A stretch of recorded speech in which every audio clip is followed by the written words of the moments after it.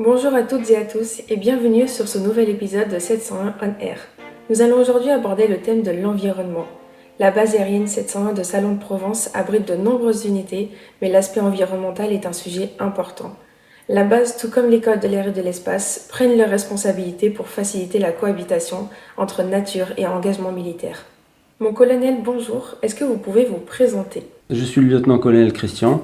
Je suis réserviste sur la base aérienne 701 et plus précisément à l'école de l'air et de l'espace. Je suis réserviste depuis 3 années. J'effectue environ 2 jours de réserve par semaine sur le poste de chargé de mission pour le développement durable de l'école de l'air et de l'espace et de la base aérienne. Pouvez-vous nous parler de vos missions ? Donc la mission du chargé de projet du développement durable consiste à, d'une part, fédérer les différents acteurs de l'école de l'air et de l'espace et de la base aérienne autour des questions de développement durable, de recenser l'ensemble des actions qui sont menées par les différentes personnes qui vivent sur cette base, et puis de faire vivre les différents projets qui émergent et qui ont un lien évidemment avec le développement durable et la responsabilité sociétale des entreprises. Alors en quoi la base aérienne 701 est-elle actuellement une entité engagée en faveur du développement durable ?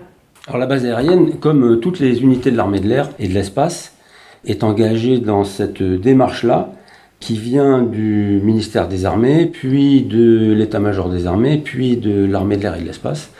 Et donc en tant qu'unité de l'armée de l'air et de l'espace, la base aérienne et les unités qui se trouvent dessus ont le devoir d'engager des actions qui vont dans le sens de la préservation de notre espace naturel, la préservation des espèces qui se trouvent sur la base, tous les sujets qui ont lien avec le développement durable. Et justement, quelles actions sont mises en place aujourd'hui ? La première action, ça a été de structurer la fonction de développement durable sur la base et l'école de l'air et de l'espace. Et cette structuration, elle a pris corps il y a 1 an et demi maintenant, avec la création de différentes entités de gouvernance. Le premier, c'est le comité de pilotage.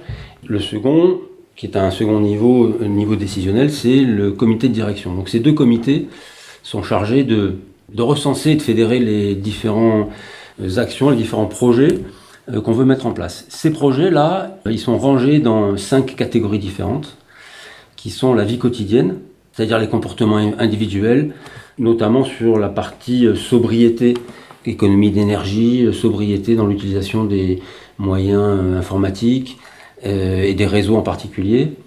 Donc ça, c'est la vie quotidienne. Ensuite, on a un deuxième thème qui concerne les infrastructures. Ça, c'est un gros poste de dépenses énergétiques, surtout qu'on a des bâtiments relativement anciens, donc il faut les isoler, il faut faire en sorte en fait qu'il y ait le moins de déperdition d'énergie possible. Le troisième axe, et ça c'est bien parce qu'on est sur une école d'officiers et une école d'enseignement supérieur, c'est l'axe formation-recherche. Donc dans cet axe-là, on range à la fois des actions de formation, on a plusieurs séminaires qui sont tenus au cours de l'année et qui ont un lien avec le développement durable, par exemple l'espace durable, et puis un certain nombre de projets qui sont conduits par les enseignants-chercheurs du CREA. En particulier, alors je prends l'exemple du projet Rapace, qui est un projet de drone avec propulsion à hydrogène. Le 4e thème, c'est la biodiversité. On est sur une base aérienne qui est en particulier traversée par la Touloubre, qui abrite également des espèces protégées au niveau européen, l'outarde canepetière. C'est une espèce d'oiseau qui est protégée et qui niche en particulier sur la base aérienne. Pas que sur la base aérienne, sur l'ensemble des entités aéronautiques qui sont dans la région. L'aérodrome de Salon-Higuières, l'aérodrome d'Avignon, l'aérodrome de Berre-Lafare, l'aérodrome d'Istres et l'aérodrome de Marseille-Provence hébergent tous cette espèce-là. Donc on a le devoir, puisque c'est une espèce protégée au niveau européen, on a le devoir de préserver cette espèce-là. Je parlais de la Touloubre, la base aérienne est traversée par la Touloubre, donc on a également le devoir de préserver et d'assurer la continuité écologique de la Touloubre. Pour toutes ces actions, on a mis en place un partenariat avec le Conservatoire d'espaces naturels de la région PACA. Et enfin, le dernier thème, c'est la responsabilité sociétale qui regroupe l'égalité des chances, la mixité, l'égalité homme-femme, le bien-être au travail, la lutte contre les discriminations. Donc voilà en gros l'ensemble des thèmes dans lesquels on range nos projets concernant le développement durable. Est-ce que vous pourriez nous citer un ou plusieurs projets qui vous tiennent plus particulièrement à cœur ?